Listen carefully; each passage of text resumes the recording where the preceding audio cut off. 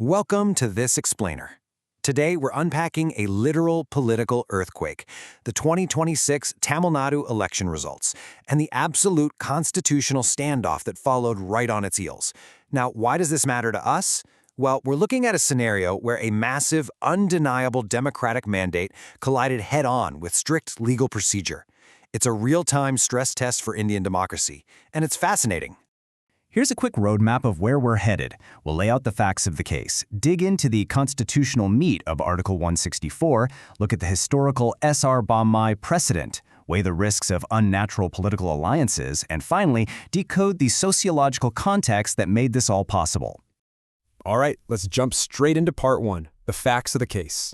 So, Joseph Vijay's newly formed party, TVK, stormed out of the gates and emerged as the single largest party with 108 seats. But here's the catch. In a 234-seat assembly, the magic number for a majority is 118. That means despite a spectacular victory, they fell exactly 10 seats short. And just like that, we've got a hung assembly. Still, we have to acknowledge how big this is. Capturing a 35% vote share right out of the gate is an incredible feat. By sweeping 14 of the 16 Chennai urban seats, TVK created an undeniable wave. It literally forced the traditional political heavyweights into some deep introspection. The voters were clearly signaling a desire for a major shakeup. But being 10 seats short triggers a pretty massive procedural hurdle. Which brings us to our first real question, getting right to the heart of the standoff. Can a governor legally demand written proof of a full majority before even extending an invitation to form the government? That leads us perfectly into part two, the core issue, Article 164. So under Article 164, Clause 1 of the Constitution, the governor actually has discretionary power to appoint the chief minister. But, and this is a really important but, that discretion isn't just a free pass to do whatever they want. It's supposed to be guided by established constitutional conventions like the Sarkaria Commission guidelines. The Sarkaria guidelines lay out a clear hierarchy for who gets that coveted invitation. Usually, you invite a pre-poll alliance first. If there isn't one, you go to the single largest party, which is TVK in this scenario. However, there's a crucial caveat. If the combined opposition numbers are larger than the single largest party's strength, the governor is fully within their rights to demand proof of majority. And here is where the math gets really interesting. TVK has 108 seats, but the historical rivals, the DMK at 73 and the AIADMK at 53, hold 126 seats combined.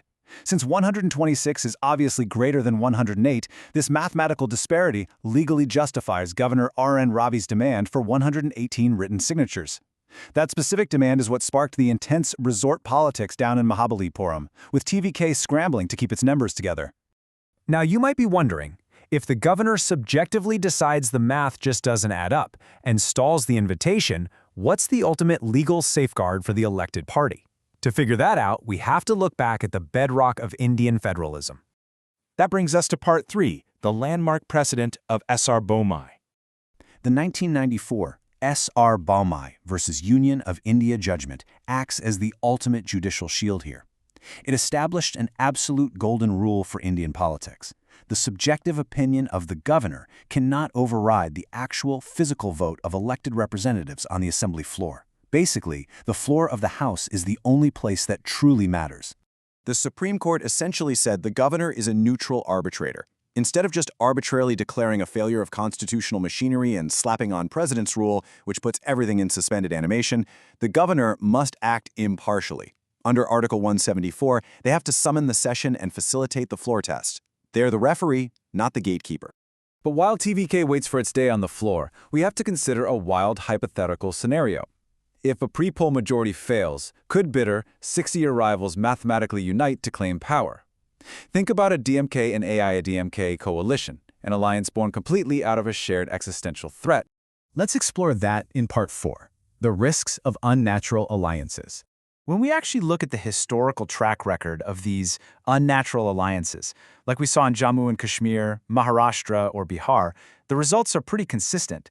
When former rivals team up just to keep a third party out, it almost always ends in profound administrative fragility, cyclical instability, or just outright collapse.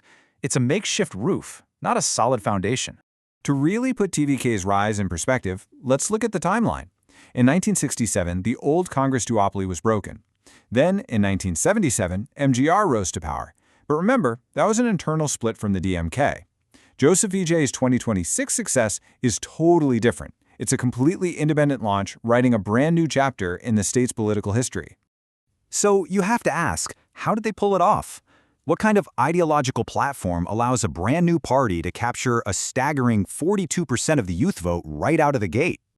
Let's decode that in our final section, the sociological context. For decades, traditional Dravidianism was deeply rooted in Periyar's hard rationalism and frequently took an anti-clerical stance. TVK completely sidestepped that.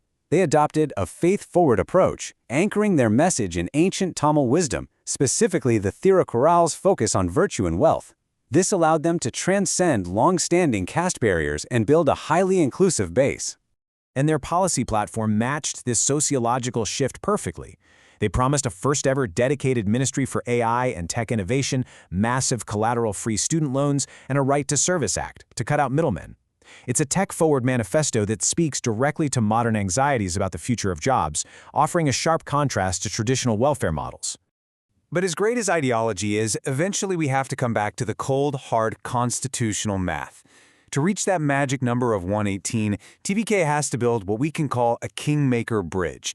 They absolutely need conditional support from smaller players, like the Congress, the left parties, or the VCK, just to bridge that agonizing 10-seat gap.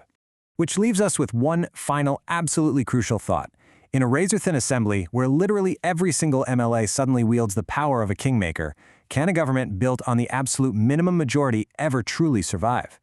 It's something to think about as we watch this incredible clash between democratic will and constitutional procedure play out. Thanks for joining this explainer, and keep questioning the mechanics of our democracy.